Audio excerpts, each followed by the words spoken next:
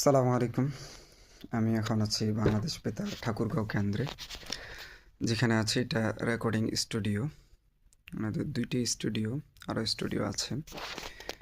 এখানে সাধারণত নাশিদ এবং অন্যান্য যে প্রোগ্রামগুলো হয়, আলোচনা অনুষ্ঠানগুলো, সেটা এই স্টুডিওতে হয়। আর গান বা অন্যান্য মিউজিক্যালি প্রোগ্রাম হয়, ওটা আরেকটা স্টুডিও আছে। আমরা যে সামনে দেখছি এই রুমটা হচ্ছে আপনার রেকর্ড রুম, এবং সেখান থেকে প্রচার করা হয় নিউজ এবং অন্যান্য সব কিছুই। ওটা প্রচার রুম ভিতরে, আর এটা হচ্ছে স্টুডিও।